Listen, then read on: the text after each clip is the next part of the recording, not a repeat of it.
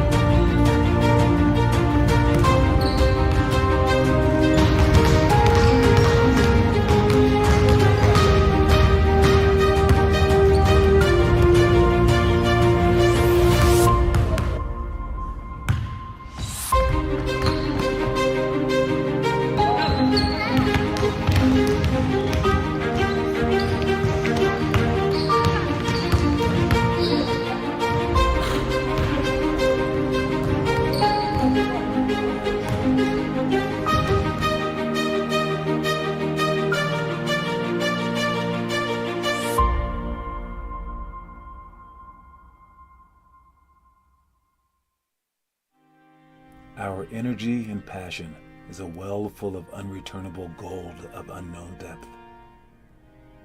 If this were life, we do best to spend wisely, just in case the depths were shallow. But it's a game, so dig deep and spend every piece just in case the depths are infinite. The regret of burning out early pales in comparison to having a lot left in the tank in the end.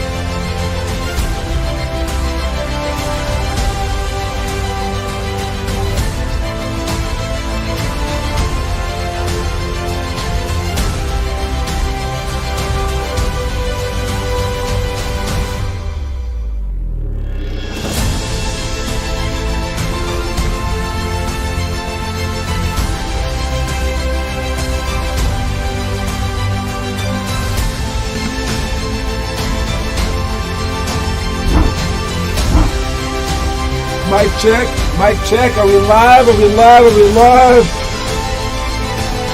I'm live. I don't know about y'all. Anyway, if you're live out there, let me know in the comment section by hitting us up with a hello or a howdy doody or whatever you want to write. I don't really care. All right. Anyway, what's going on? I'm John Sanders. This is Limitless Hoops. And Alexa, turn off the lamp. It screws with my whole lighting here. All right. Anyways, what's up, guys? We're here on, I believe it's a Wednesday, so we have Wednesday night workout coming up here soon. All right. If you guys are showing up, make sure you know that it's between 6 and 7. We aren't going till 7:30 because of some stupidity in the gym. I don't know. Again, it's volleyball, and we're gonna just pretend like that's a real sport. I mean, I suppose. They won't even let us be on the sideline. They say that we're going to be like interrupting them. But they nicely was like, well, they might also interrupt you. And I'm like, what? We're on the grass. They're on the court. But yes, that's the way that it is. And this will be the last time that they'll interrupt us. Because the summer... Oh, I think that they changed their schedule up, actually. So this will be the last week where we're getting screwed over. It'll be from 6:30 to 8 like normal after this week. All right, but it is what it is. So we play the game however they want to play it, and we just do whatever until we get better and always improve. All right, so there's going to be an hour today. Going to get way better as fast as we possibly can. What's up, Kieran and Declan Louth? All right, what do we have here on our slate? We got the NBA Summer League. Have you guys been watching it? I love how, like, the NBA never stops. I remember when they started doing this, like, they've always had, like, summer leagues, but they weren't, like, as popular. And then when they had the summer league, there was still, like, a huge break. I remember when they reorganized the NBA schedule to make it so basically it never stopped. And I was like, that is genius. Especially when they had, like, NBA TV. Because when they got NBA TV, everyone was like, so will every game be on that channel? Because that kind of takes away from the local affiliates and them making money because they get bought out by like these big, deals. And they just put like old games on that channel. I was like, oh, okay, weird. But then once they figured out that they could like switch the time of the NBA draft, switch the time of free agency, switch the time of summer league, they got it to where there's basically no breaks for the entire year for NBA. If you think about it, like there's always something going on in the NBA. All right? If it's not the NBA draft, it's the NBA deadline. It's not the deadline, it's the summer league. After summer league, the season starts almost right away. Then once the season starts, that goes on and on and on and on until the All-Star break. Then we got the season again. Then we got the playoff games, and then we have the NBA Finals. But even now, they're talking about like a play-in tournament. We already have that. But then now they're talking about like a mid-season tournament as well. And they got the idea from soccer. Most of this stuff, because soccer is like a not only year-round sport, but like everywhere sport as well. All right, and the NBA females, they've had to go to like Russia during the summer to make extra money.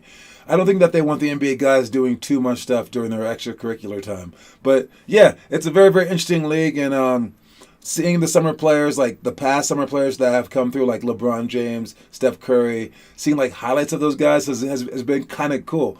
Because you really can't like tell. You can't tell when they come in because they're playing against like D-League guys now, but they're playing against like not the superstars. And there's been players like in baseball especially that I've noticed, like when someone like, I don't know, this guy named Hideo Nomo comes in, he has this little spinny pitch that nobody used to hit. But then after like 2 years, everyone could hit it because they just got used to it.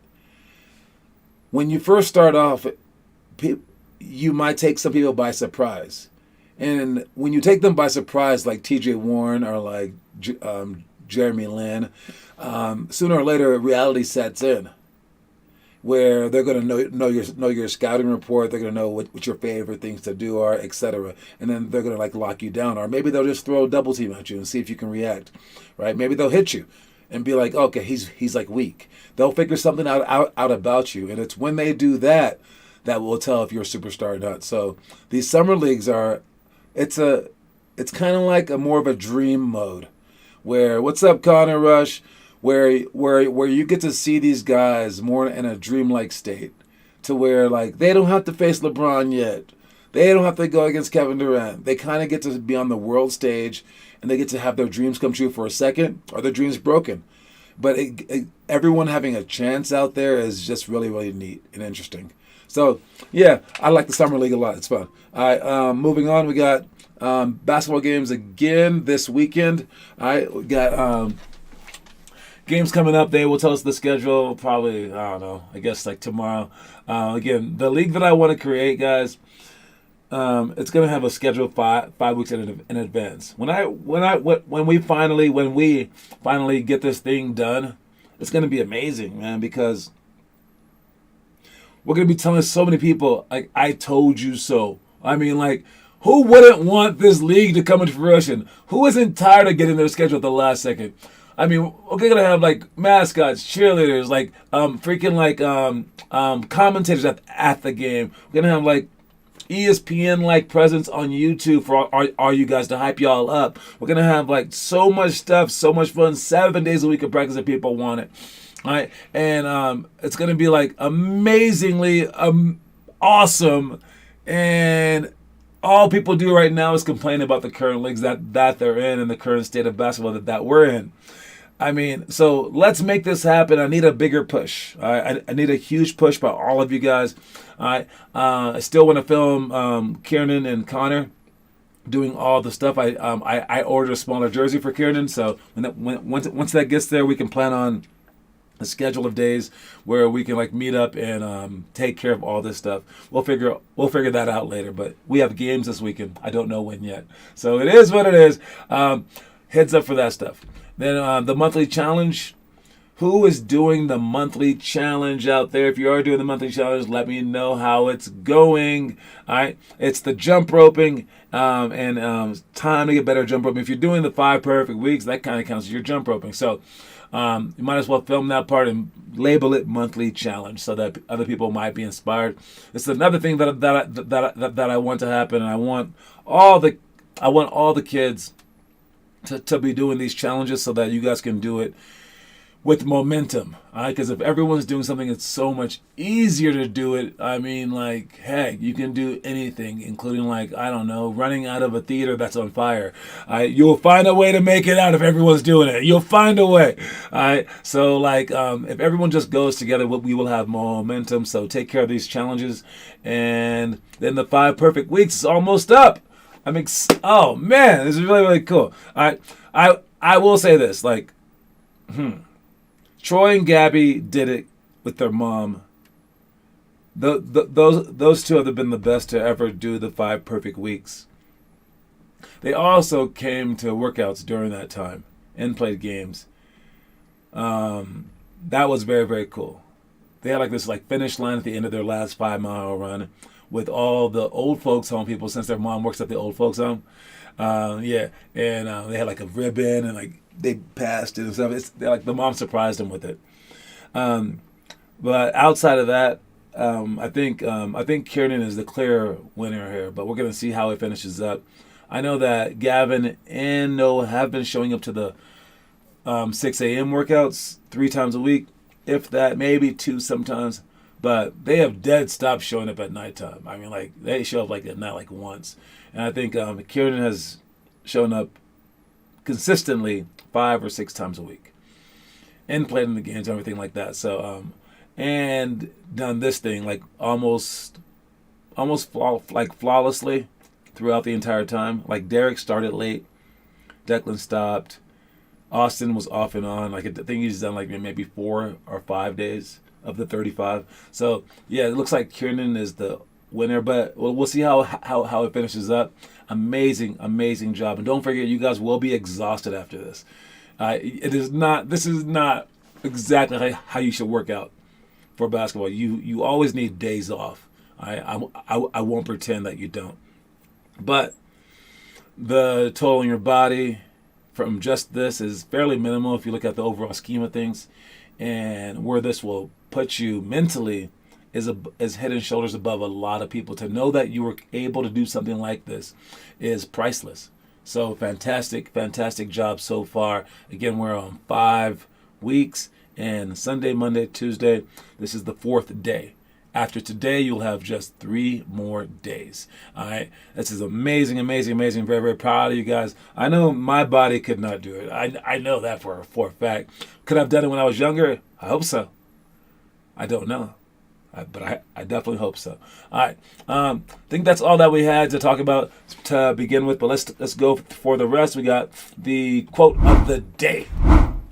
Quote of the day is, ultimately, comma.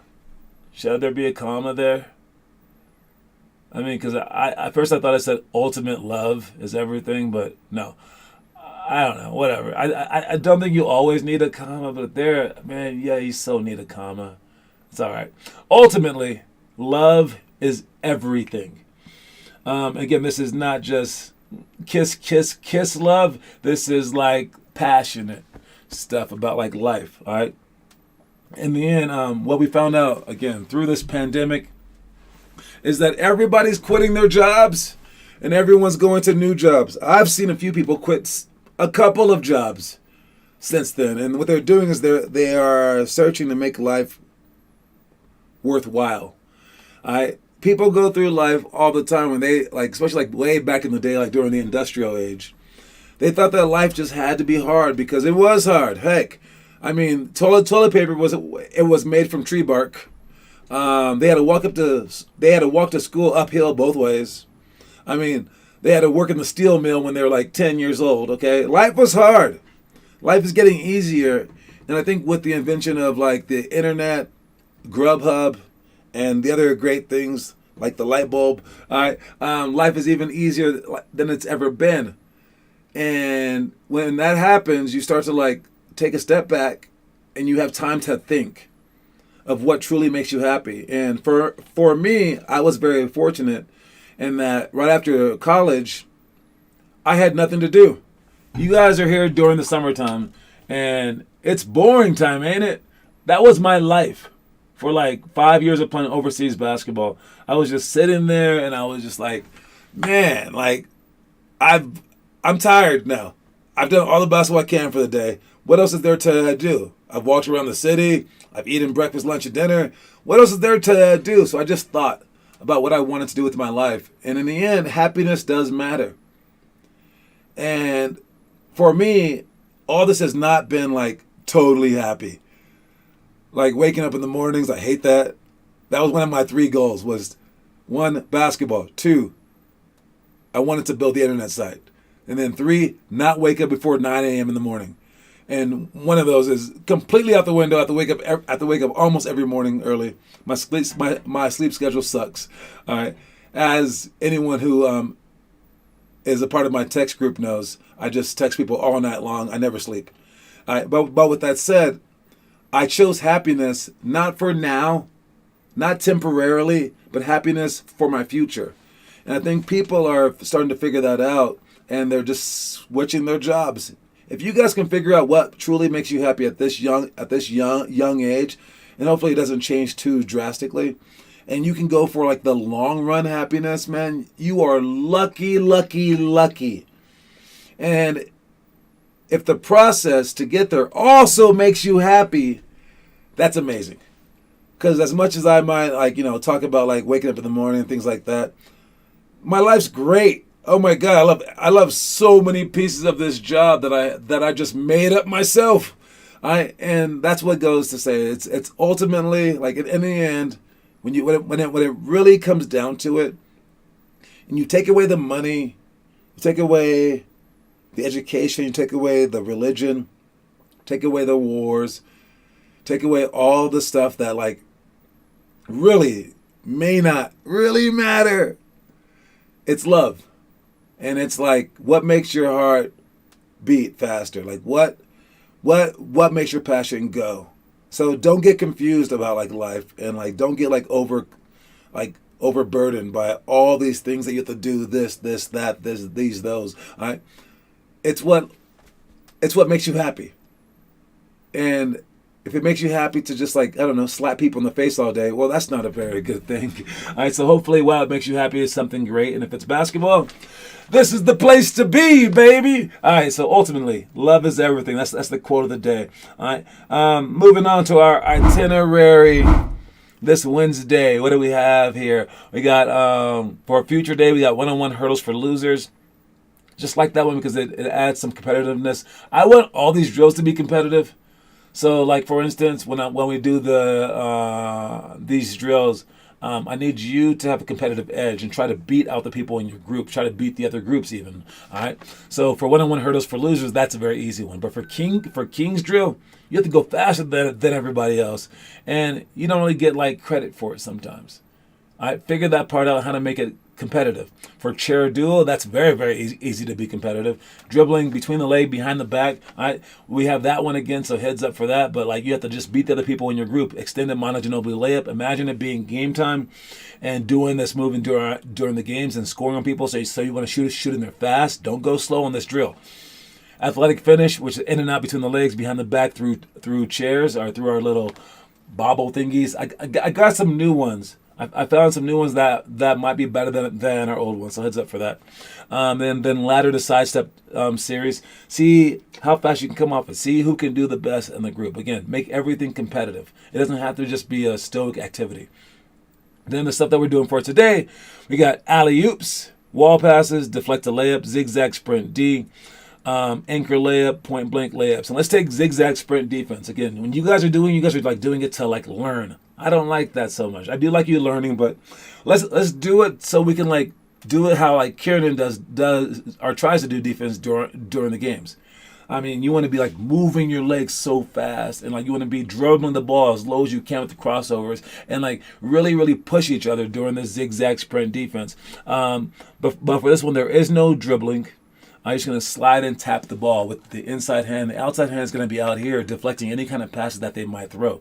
Remember, they can't throw the ball across their body, and players your age are probably doing that all the time. So when your hands are down, you're allowing the passes to get through. If you put up that hand, that stops them from doing so much other stuff. And so if you're staying in front of them and if you're staying in front of them, they can't drive. If your hand is just tapping at the ball, they can't cross over. If your arm is out like this, they can't pass.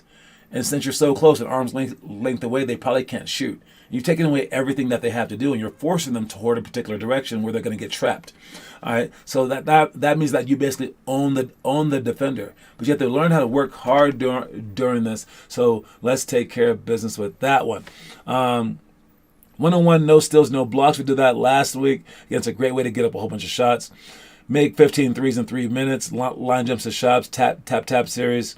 Don't be afraid to do that stuff, that tap stuff in games too. I like that. 21 by 3 jumps and then quick ball touches. That's all the stuff that we did last week. I think that we did a pretty good job on that stuff. I'm not sure if we got 21 by 3 jumps. I don't know if we jumped that often, but make sure you guys jog during that drill at least. Check the homework. Kind of homework we got. The 5 perfect weeks. Killing it, Kieran. I saw your jump ropes too, man. Your push-ups improving, ball handling's getting better as well. 16 minutes. That's great. John Sanders posting. Didn't see any Gavin stuff. I did see Derek Valdez posting. Great job with it. What was that? 1 mile for the 5 perfect weeks. Supposed to be doing more miles than that. All right, but great job. Don't see Noah or Gavin yet. I guess we might see them soon. All right, let's check. We'll be right back with our story for the day. I got our ads fixed, so yeah. One day I'm gonna get some real sponsors. These are fake sponsors for now, but yeah, watch the ad. In the mood for brunch? Well, set your alarm and visit Snooze. Known for their brilliantly boozy morning cocktails, a wide array of Benedicts, and creatively delicious pancake flights, this now national AM eatery started in the Ballpark neighborhood in Denver, Colorado. Their mantra at Snooze, it only takes a moment to make a difference. Sweet, savory, or a combo of the two, satisfy your taste buds and chill out in the eclectic and energetic atmo that is Snooze the next time you're in the mood for brunch. Now, why would I want ads in our show? Because you guys want to be famous. All right, and when there aren't ads, you don't get revenue. When there's no revenue, you don't get like a whole bunch of exploitation is the wrong word. You don't get a whole bunch of like promotional tools at your disposal to get you like hype. So yeah, I'm adding some ads so we can get some business on board, and then maybe you can use your coins at real places. Okay, eventually. But yeah, anyway, here's my ad. It's called The Story of the Day. Watch it. Eat breakfast like a king. lunch like a prince, and dinner like a pauper. I try to have a huge breakfast and a big lunch. But some nights, I have no dinner at all, so that the next day I'll feel my strongest. You don't put gas in your car when you park it in the garage at night. So be sure to metaphorically stay as hungry as possible.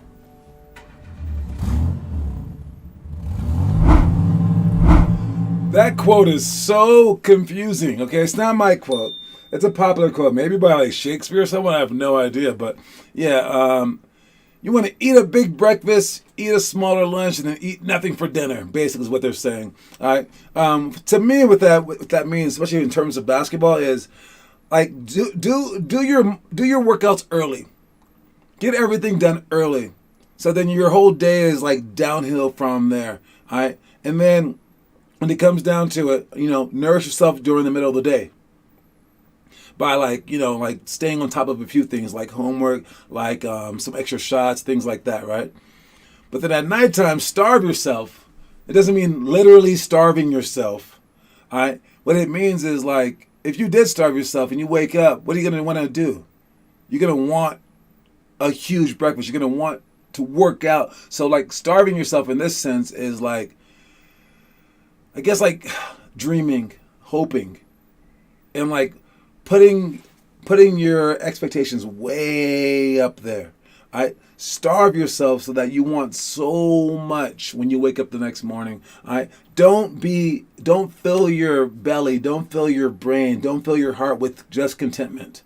Don't be like, great job, baby, you did it. Oh, you're the best player on the team. You did it. You've done all that you could do. Yeah, you're amazing. Don't be like that. Because then you're going to wake up contented as well. And you're not going to want a big breakfast. All right? So for you guys out there, stay as hungry as you possibly can, metaphorically. Make sure that you do get real food in your system. All right? But yes, be as hungry as you can so that you want every inch of like your potential. All right? And like you want to die for every loose ball, you want every play to matter. You want to be as good as you can possibly get every single day so that like eventually you could be someone like me where I never get sick of basketball, like ever. I've never been like, dude, just get me away from the game. Never. In my lifetime, when I was a kid maybe, let me think. No. Even when I like was doing bad, when I got like booted from college and I had to like go to a different school because of my mom. When I was overseas and I was sick of being overseas, I was not sick of basketball. When I was hurt, nope. So I'm lucky. I happen to truly, truly love this. Even when it was hard, when it was easy, when it was in between, I was getting my butt kicked when I was kicking butt. Winning state championships, losing in the playoffs. I happen to always love this game, so I'm just extremely lucky. All right, maybe you can find your thing, but if this is your thing, definitely go at it like that. But you have to stay hungry. Stay hungry to make it work.